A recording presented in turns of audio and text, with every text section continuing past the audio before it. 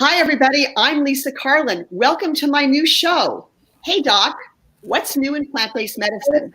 I'm really lucky today because I have four wonderful physicians, in fact, doctors. In fact, they are all of Indian descent, and we're going to talk about the issues going on in India. So let's start with Dr. Zishan Ali.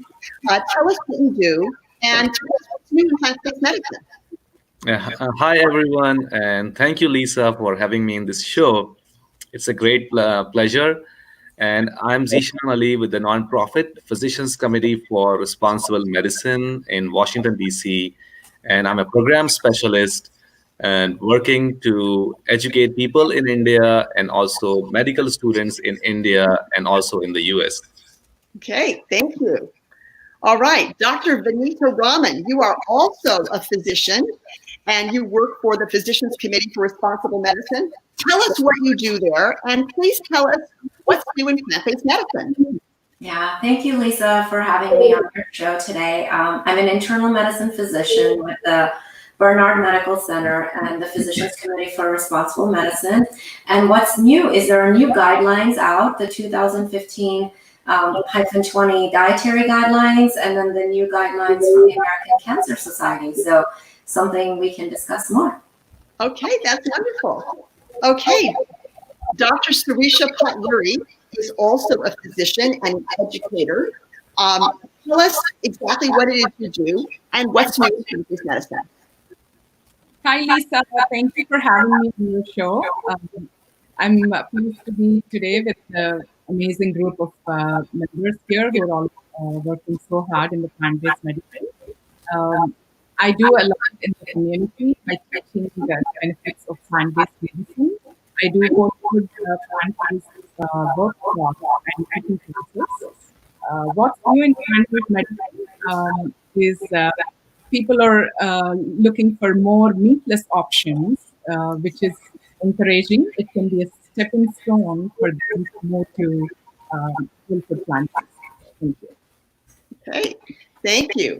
And Dr. Anitha Reddy, you are a practicing physician. You're a member of the Physicians Committee for Responsible Medicine. Tell us what you do and what's new in plant-based medicine. Hi, Lisa. Thank you for having all of us together and getting this most important topic, which is the most needed right now. What's new in whole food plant-based medicine is there's a paradigm shift. People are more aware and they're more open to this idea of this simple idea that nutrition can heal them. Thank you. Okay. All right, that's great. So one of these incredible actresses, who's probably one of the most famous Bollywood actors, I'm going to try to say her name, Malika, how do you say it, Malika? Sherawat. Sherawat. So I'm going to put her on now, and she's one of the representatives who's trying to bring awareness about a plant-based diet in India. So I'm going to give me a moment, and I'm going to play a video with her in it.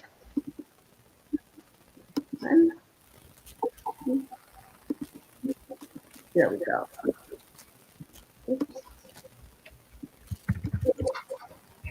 Oops. Hello, I'm Malika Shrawat, the Physicians Committee for Responsible Medicine. There are more than 72 million cases of diabetes in India. More than 2 million go unreported. There is a way to fight diabetes and heart disease by making conscious food choices, by focusing more on plant-based products, plant-based foods like mainly leafy vegetables, fruits, grains, legumes, nuts and seeds, and by avoiding animal products. I believe plant-based prescription is a prescription for a healthy India. Go vegan for someone you love today. Who will you go vegan for?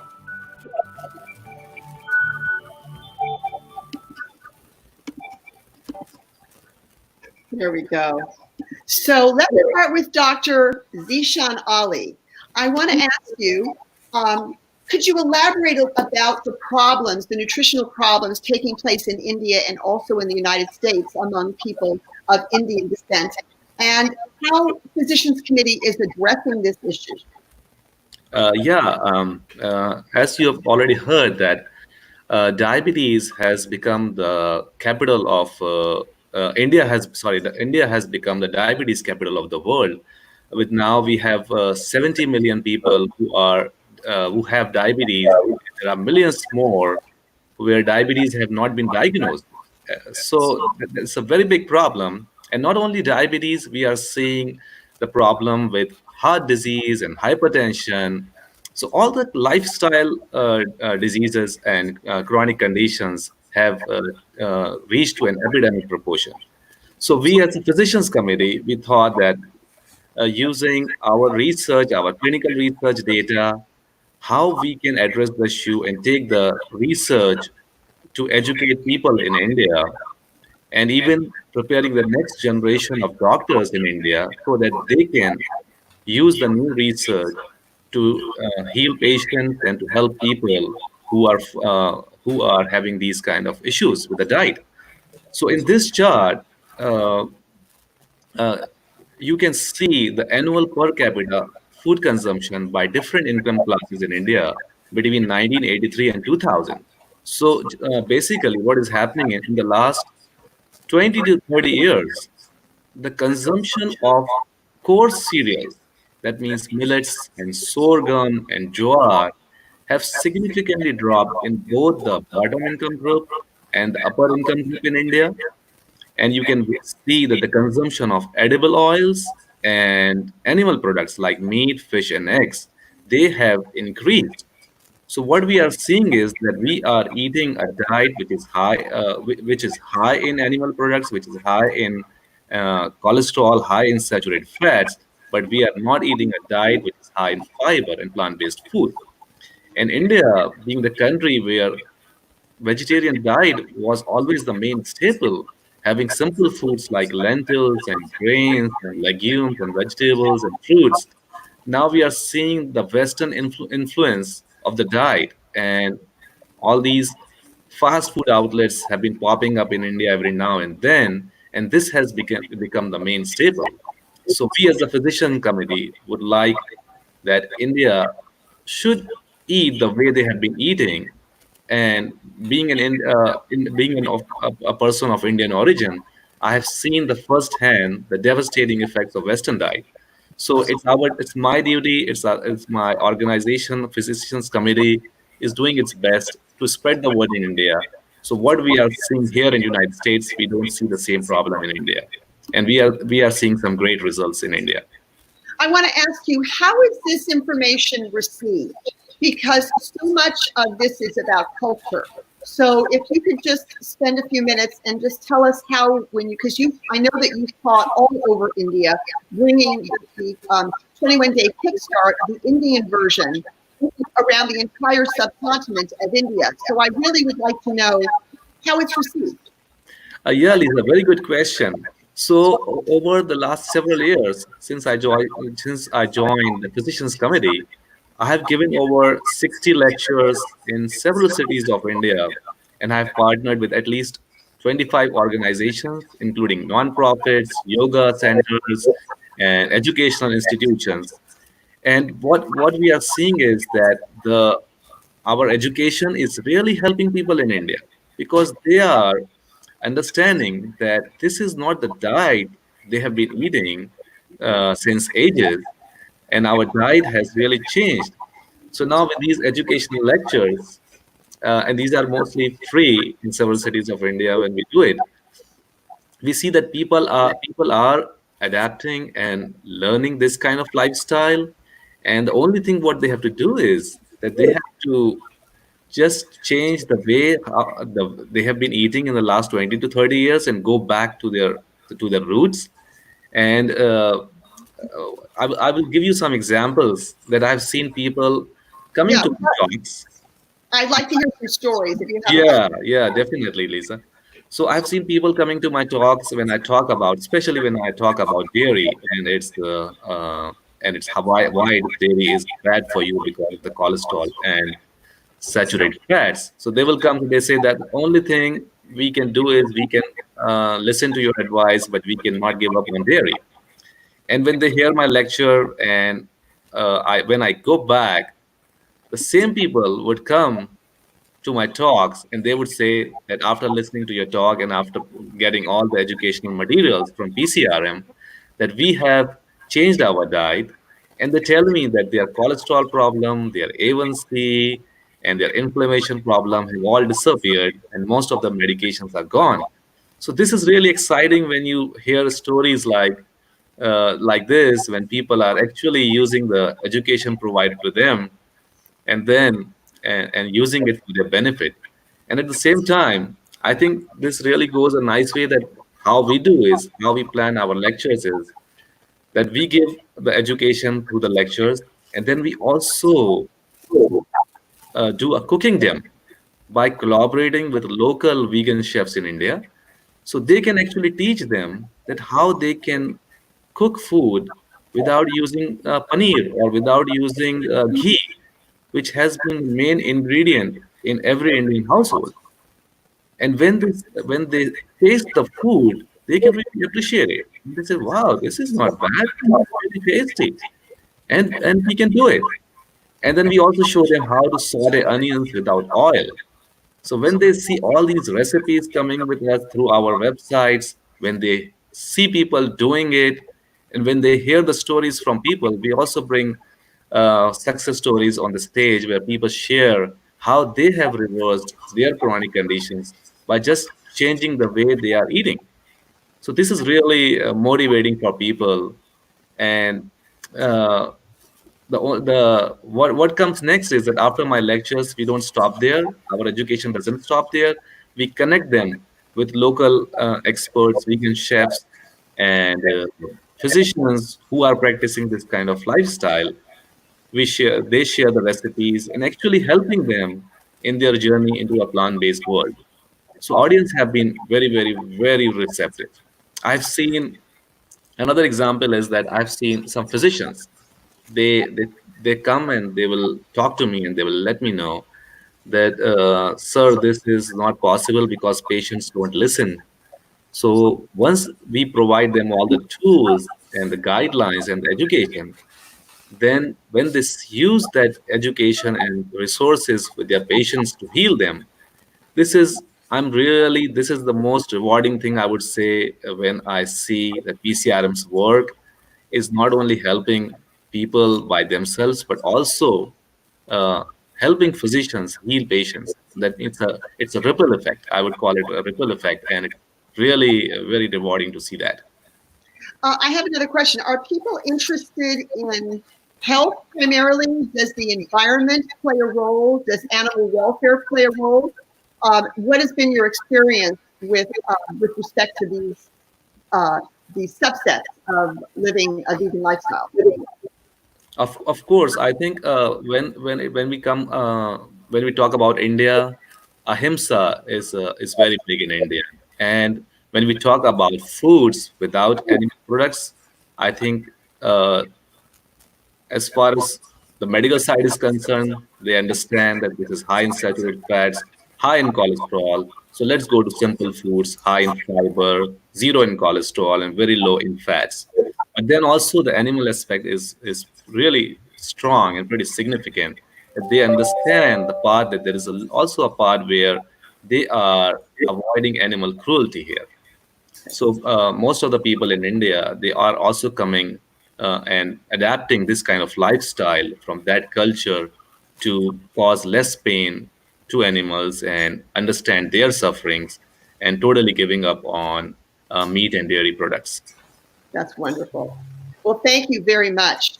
Dr. Rahman, I'd like to speak to you next, and I want to ask you about the dietary guidelines. Now, it's my understanding that the dietary guidelines are important because these are for the next 5 years, and these guidelines from the United States Department of Agriculture actually dictate how federal money is spent. So I want to hear about what you know, because I think June 17th was a pivotal day. What happened? Yeah, so the guidelines were released. These were, the guidelines for 2015 through 2020. They were released. And what's really important here is that they continue to recommend that we limit our intake of saturated fat to less than 10% of calories. Why is this important? Because we know that saturated fat increases our cholesterol levels, it increases the risk for cardiovascular disease, and we also know that there are special interest groups or industry that's trying to tell us that saturated fat does not matter, and the guidelines are saying that we should continue to limit it. Where is saturated fat highest in? Red meat, dairy products. So this is really key, and I think something that's going to be very important to remember. The other guidelines that were also released were by the American Cancer Society, and they recommend that people of all ages follow a healthy eating pattern, and they define a healthy eating pattern as a diet high in fruits and vegetables. And they also recommend that we limit or avoid red and processed meat. So this is really important. Again, saying that red and processed meat are most likely carcinogenic, and it's best to avoid it. Yes, it is. So I know you do a lot of teaching. I'm going to put this up. I think you were in India at the time, and you traveled with Dr. Ali. So you were part of that same program, and now you're back in the United States, and you're working on a weight loss program. So I know you were hired to work at the Barnard Medical Center. So if you could briefly describe who and what the Barnard Medical Center does, and then let's talk about what you're doing with weight loss. And I think you have a new website that I'm going to put up, and we can go through the website. And doesn't your program, your program, sorry, your program go live tomorrow? Is that right? Yeah, that's right, Lisa. So I work as an internal medicine physician at the Barnard Medical Center, and we provide comprehensive primary care to our local community in the Washington, D.C. area, but we are also now providing care all around to many places in the United States through telehealth medicine, which has been just a terrific asset for people to connect with a plant-based doctor. So we're doing that. And at the same time, we see that a lot of people are struggling to lose weight, and they're looking for help. And now with COVID-19, we know it's so important to maintain a healthy weight. And taking advantage of technology that's out there, we're doing an online interactive live weight loss program that will go for 12 weeks. We're going to meet every week, and we're going to review some very important information that our participants need to know, really life-saving information. And then we will spend about 45 minutes in an interactive question and answer time so that we can answer questions and concerns in real time. I love that. All right, let's go to the website. So give me a moment, and I will share the screen. I hope this works. Cross my fingers. Okay, there we are. So why don't you just talk over? This is, everybody can see the link is pcrm.org/weight loss program. But if you forget that, you can just go to pcrm.org and put in online plant-based weight loss, and it will take you to this page. So here we have, this is your new logo. So tell us about this. Yeah, so we're starting tomorrow, and we're going to meet from noon to 1:30 Eastern time. And what's great is that the program is open to everyone in the United States. So people from all 50 states can participate. And each week, does it cost? Yes, there is a cost to it. It's $349 per person. We have it on our website. And every week we're going to review a new topic as we detail there, really going into details about nutrition and how to make it practical in terms of what goes on the plate. And then a strong focus on weight loss, but also focusing on other common health problems and how to control them with nutrition. And then it's not just about providing people with information. My goal is to give them the tools and the skills to actually put it to use and help them lose weight. So we're going to have weekly homework and resources that they can turn to really put this into practice. Okay. All right, let's come back to you. There we go. So people can still sign up for the program? That's right. Yeah, we're leaving registration open and people can sign up anytime. And as soon as they register, they will get an email confirming their registration along with a link on how to get online with us tomorrow. And I'll put that link in our comments so that we can, so that if somebody is watching and they don't have something to write with, you can either come back and view this on the social media platform. We're live on Facebook, on Jane Velez Mitchell's Facebook page. We're live on my Facebook page, on Jane's Twitter, and on Jane's YouTube. So I'll have the information in all of those places as well. But I'll also put it in the comments. Scroll through the comments and you'll see the websites that we're going to talk about today. All right, so now let's see what's coming up next. Okay, I'm just looking at my, okay, so I think we covered everything there. And now what I want to do is Dr. Lurie and Dr. Kankur have been teaching voraciously in Southern California to both the Indian community and to the community at large of people of all nationalities. And what I'd like to do now is just play a little bit of one of the videos that they put together. Let me just get it for a moment. Switch over on the system. There we go. Okay. Here we go.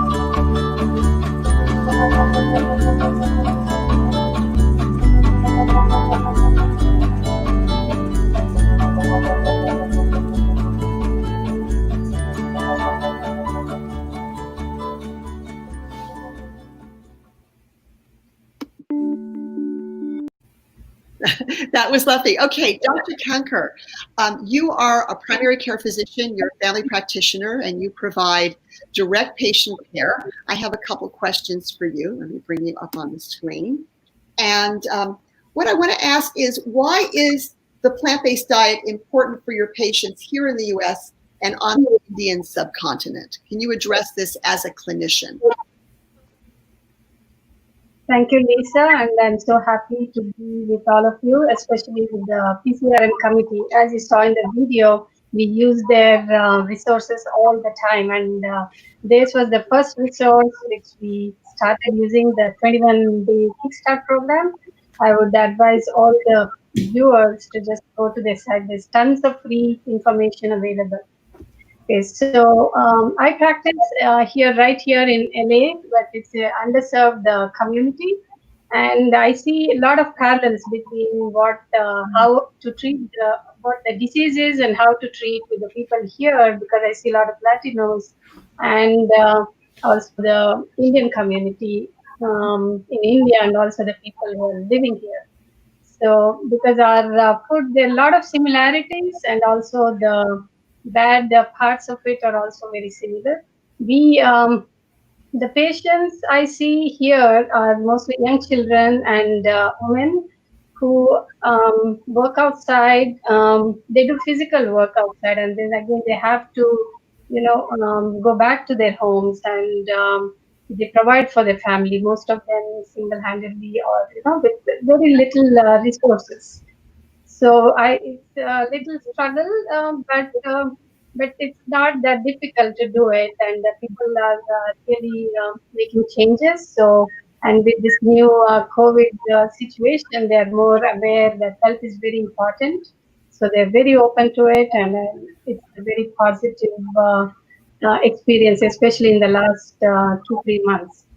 So basically, I the here they use the most important thing they find difficulty in the Indian community is about the milk and ghee, and paneer is what vegetarians use. And here in the Latino community is the queso, crema. So it's the same things. I had just used different words, so I just have to tell them. But now it's very easy. There are so many options, so I don't have to say don't drink milk or don't have the milk products. I just say shift your milk products to plant-based products, and there's like tons of option, and most of them have already changed because they're all lactose intolerant, and most of them we know the Latino community and the Indian community are 70 more than 70% are lactose intolerant, so they get better with that. The and I teach like for the Indians how to make tofu. We have to give them options. So instead of telling them not to do something, we have to give options. So there's tofu for paneer, and here we do me and Sirisha, we do a lot of cooking classes. Like giving information is not enough. We have to give them how to do it. So we do these cooking classes, and we teach them how to make cheese with tofu, like mayonnaise with tofu. And they are really shocked, and they dive right into it, and and so that's one thing. And then the oil is the most difficult thing. Like they always think how to. I wanted to talk about the diabetes because I have this great slide that you put up. There we go. The global trends in type 2 diabetes.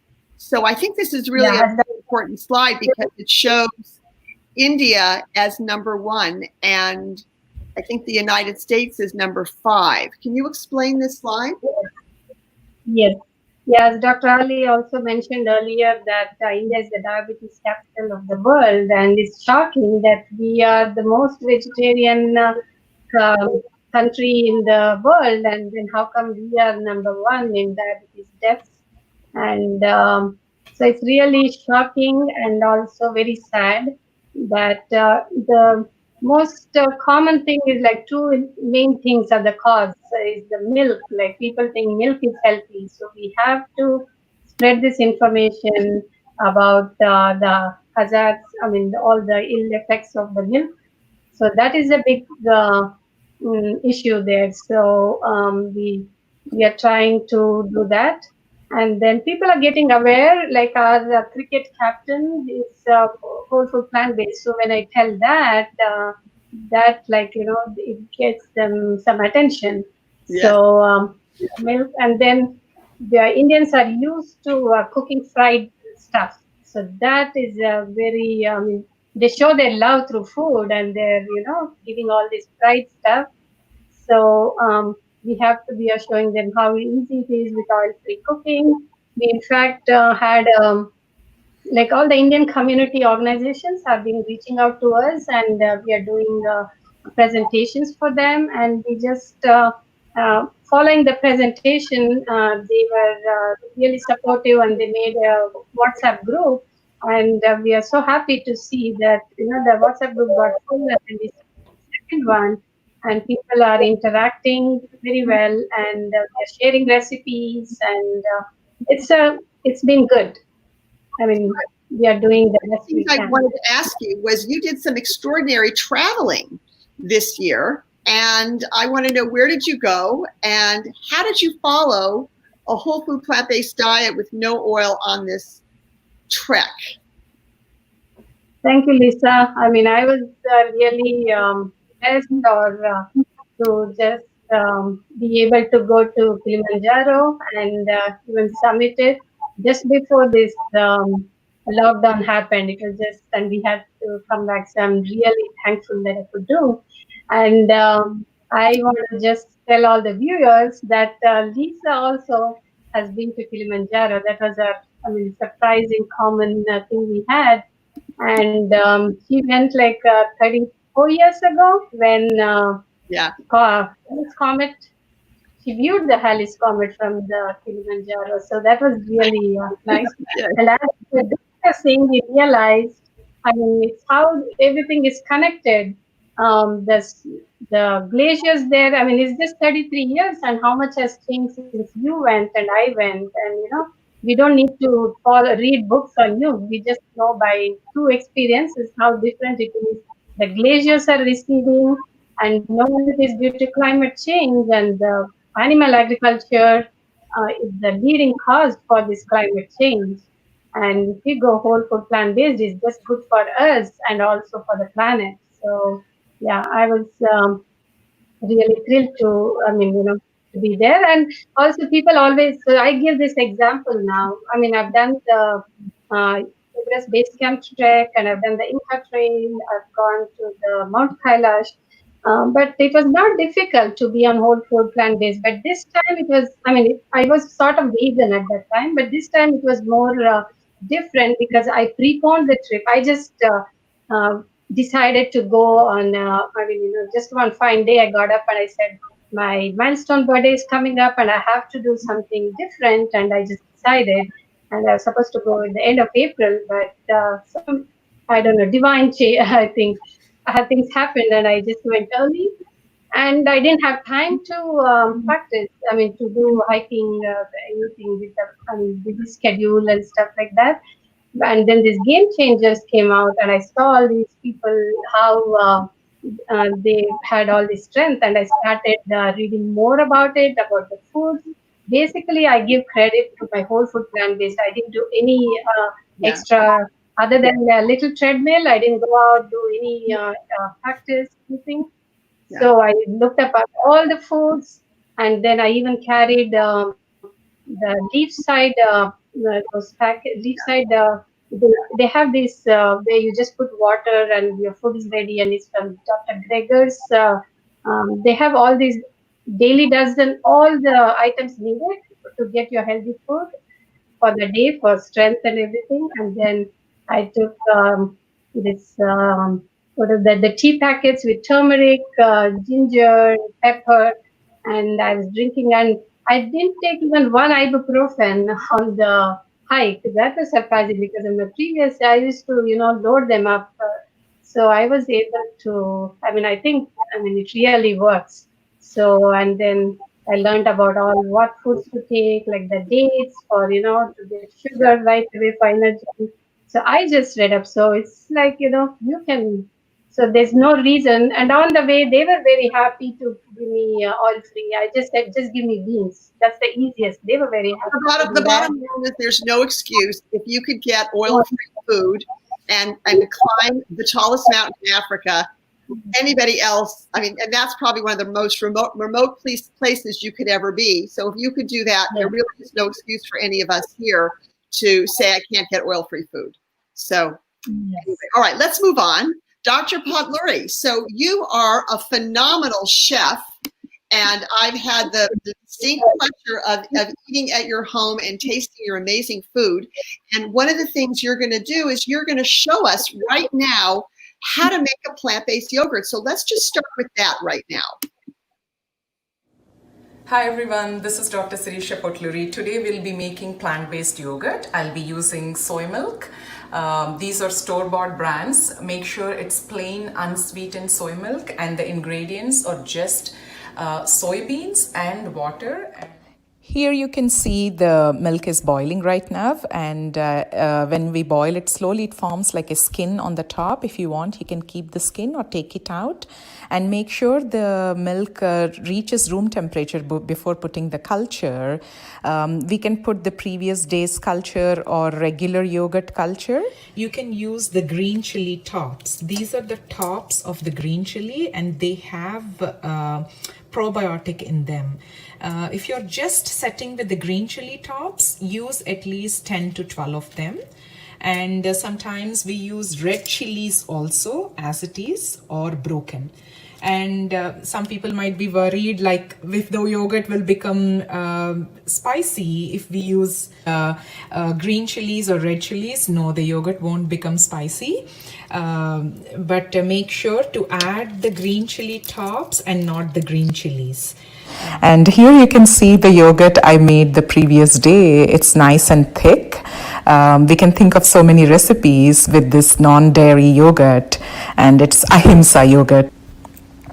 With the side dishes with the yogurt, one is like raita, carrot raita, where I added carrots, cilantro, and some red onion. It's a savory side dish, and this you can have for breakfast. It's a delicious tart yogurt with blueberries. I love that. That's great. Thank you so much for that recipe.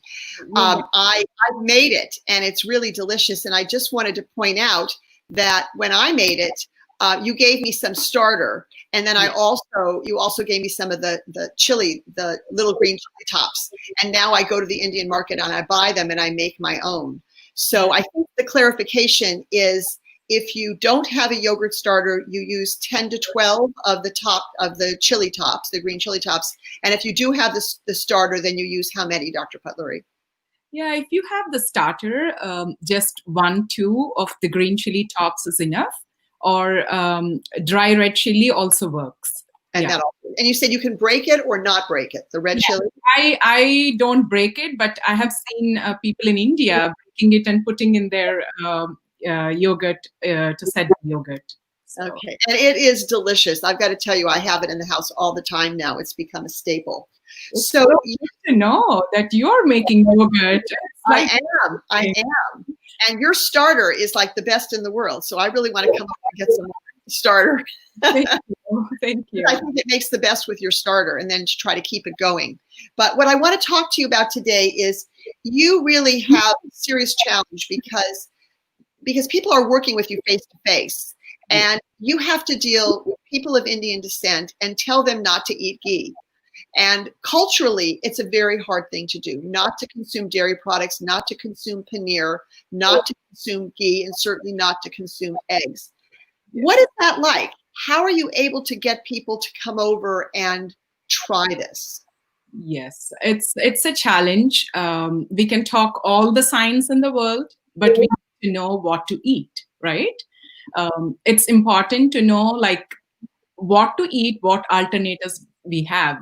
We made this slide because when people see chicken wings, the fried chicken wings, they automatically know that it's bad. It has oxidized cholesterol in it, which damages the endothelium and responsible for coronary artery disease and stroke. But when they see ghee, they don't realize that it has oxidized cholesterol. Ghee is being promoted as health food, which is so sad because ghee has 10 times more oxidized cholesterol when compared to so many, other dairy products that we make. A lot of Indians are vegetarians, or vegetarianism is so common in India. The core principle why so many people are vegetarian is not for health reasons. It's because they believe in this principle of ahimsa. Ahimsa paramo dharma. That means the biggest virtue is non-violence. If people who are vegetarians, for the core principle of ahimsa, if they know about all the cruelty and all the horror, I can say, that goes on in the dairy industry, where the cows and the baby cows suffer a lot in order to produce milk and thereby milk products, I'm sure all these vegetarians are ready to change. I feel it's our responsibility to bring awareness, to say like not only about the ill effects of dairy, but also what happens in the dairy industry. because this is not shown in the mainstream. No one shows this. And it should not be showing because it's traumatizing. It's traumatizing when you see what happens in the dairy industry. And I believe like blaming will not bring change. If we need to bring change, we need to create awareness. Do as health educators, as doctors, we need to create awareness saying like, this is what happens. It's not the old age cow that you have in your backyard. When the calf drank all the milk it needs, the rest of the milk that's left will be used. It's not that anymore. The dairy industry is not that anymore. And so many people of Indian origin get offended when I say ghee is bad. Please don't get offended because you don't know what's going on in the dairy industry. And I believe knowledge is power. Once you know what happens, it's easy to change. I was there like 5-6 years back. I'm not immune to this. I was there eating ghee. I was there eating dairy products. But once I know the ill effects of it, we change. As physicians, as doctors, so many doctors still prescribe milk for calcium. They forget that where the calcium comes from. Calcium comes from the plants that cows are eating. So why don't we not take the middlemen and directly take plants and plant products, to get your calcium. So there is a research done where they did for 70,000 women over 18 years to show the calcium in the milk doesn't reduce the risk of fractures. Here, Lisa put up an amazing slide I gave her. It's always here. Even here, people talk about there are no added hormones in the milk you're buying. But what about the hormones that's already there in the milk? No one talks about it. It has prolactin and IGF-1 and prostaglandins and corticosteroids and testosterone. As you can see, progesterone and estrogen. When does the cow give the milk? Only if it becomes pregnant. And imagine the hormones that go in the pregnant cow. So I urge every Indian who believe in the core principle of ahimsa, please, reduce or stop your dairy intake so that we can collectively help our health as well as our planet. Yes. You are so beautiful. And when we came to your house, we did a lunch break live for. I love all these beautiful spices, and this is where health is. Antioxidants, all of the phytonutrients, most of which haven't even been identified. We just know they're good for us. And we're found in this incredible array of beautiful spices. I know. I want to talk about those spices, Lisa. It's Indian food is blessed with so many spices like turmeric, black pepper powder, and then amla. Amla is like superfood, which is so popular in India. We can use those. We can promote those instead of promoting ghee, which is filled with oxidized cholesterol and all that. And as Dr. Ali was mentioning, India should increase their consumption of millets.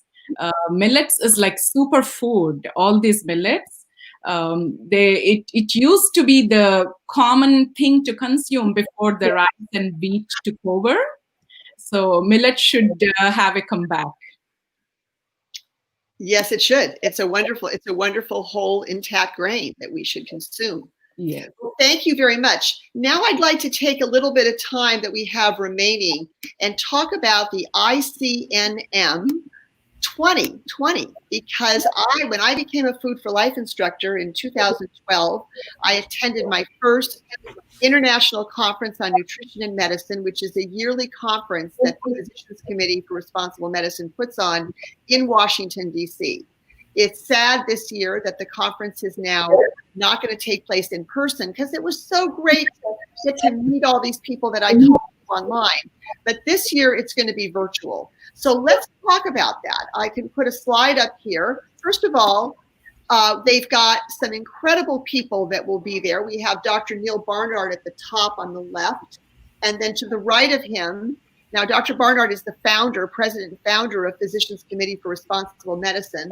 The man on the right to him is Dr. Kim Williams, who is the outgoing president of the American College of Cardiology. Interestingly enough, he became vegan during his tenure as the chief of the most powerful cardiology organization, the one that actually accredits cardiology training programs. Yet many of the cardiologists still haven't made the connection. Now, the lovely looking woman with the pink over there is Dr. Christy Funk. I had her on my show last Friday. She was amazing. She is a board certified breast cancer surgeon, and she is speaking for Physicians Committee. To the right of her is Dr. Walter Willett, who is I believe the chief of public. He's one of the chiefs of public health at Harvard. Then the other woman at the bottom with the blonde hair is Dr. Danielle Bellardo. She's actually a baby doc. I don't mean she's a pediatrician. She just finished her fellowship, and she is coming to the Institute of Plant-Based Medicine in Newport Beach and going into practice with Dr. Angie Sadeghi. And to her right is Dr. Michael Huger. I think everybody probably knows who he is, the founder, the president of nutritionfacts.org. So this is just 6 of the large number of physicians that will be there. This is Dr. Neil Barnard, and this was a previous conference, and you can see I'm going to put a link up to it. But I want all of you to weigh in, and let's talk about why it's important to attend these very large these conferences, because there were 1,000 healthcare providers there last year, and I think they sold out. So I don't think they can sell out this year because it's virtual. So let's talk about that. Dr. Ali, let's talk about the ICNM 20. Of course, as far as the numbers are concerned, we are still accepting registrations for ICNM 2020. And it's a great platform where experts from around the world, they come for this conference. And you can learn the latest on nutrition and plant-based medicine. And I see that people coming there, healthcare professionals, then learning and then taking it to their area, to their space, and helping patients. So it's not late. I would say that we might reach to that number where we might exceed our numbers actually, because in the virtual world, people are understanding the importance of diet, and especially when we are learning that most of COVID-19 patients have some kind of underlying conditions, and underlying conditions like diabetes, heart disease, and hypertension can be reversed completely by just changing the diet. And to hear the latest on all these research from the experts, please register at pcrm.org/ICNM, and you will go to the registration page.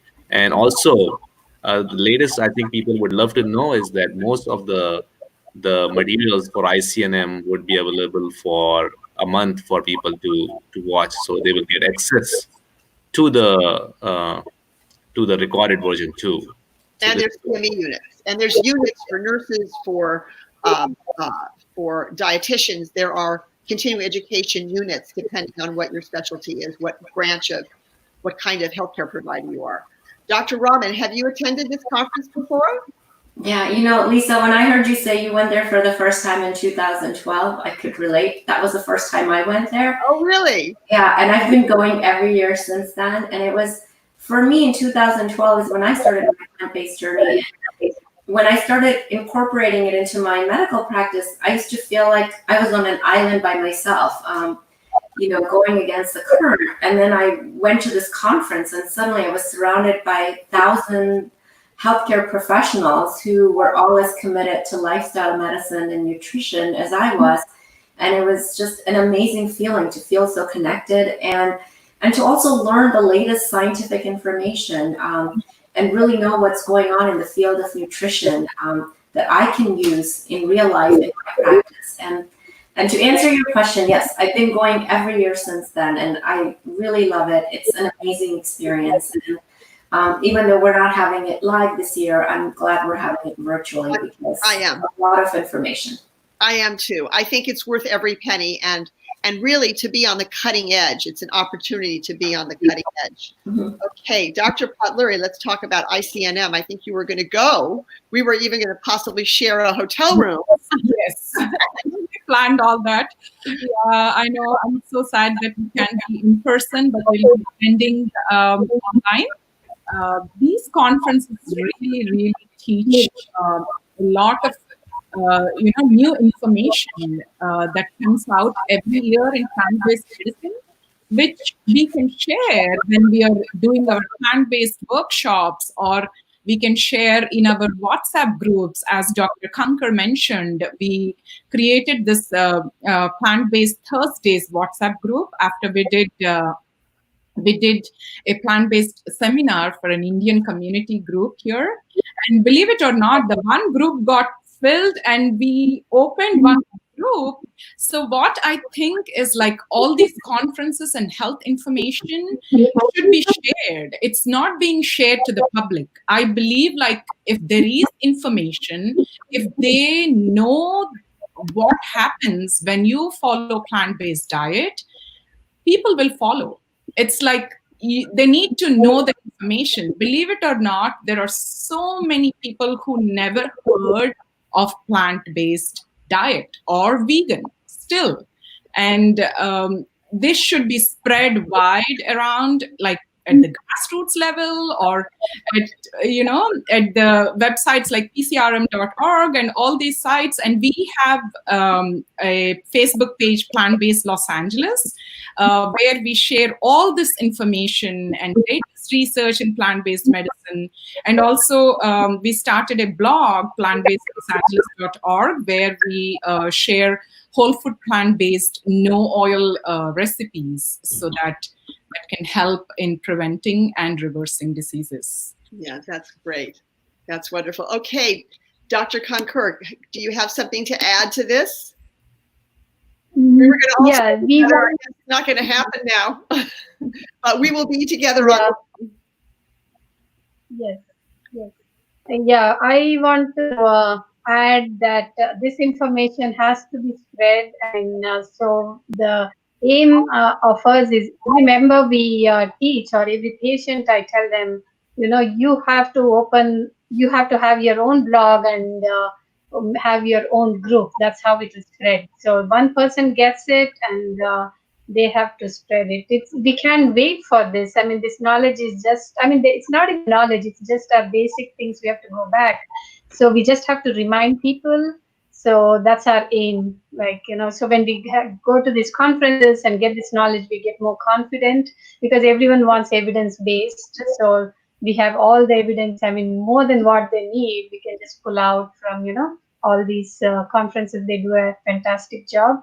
And it gives us more confidence to practice, because we have to worry about a medical license. We are just not naturopathy doctors. So we have to have a balance with medicine and this. So this gives us a lot of confidence, and a lot of patients are, it's not too late to start, and you can see the change as little as like 2 weeks. So that's like fantastic. And yes, that's what I feel about all these conferences. Well, I want to thank everybody for joining. Let me bring this other banner down because it's covering your face. Where is it? There we go. There we go. We can see everybody. I want to thank all of you for joining me today on Hey Doc, what's new in plant-based medicine? I'm hoping that there's some problems with the sound. I really don't know why that happened, but let's just hope it's better when it goes live. I'll talk to StreamYard and find out why this happened. But I'm glad we all hung in there.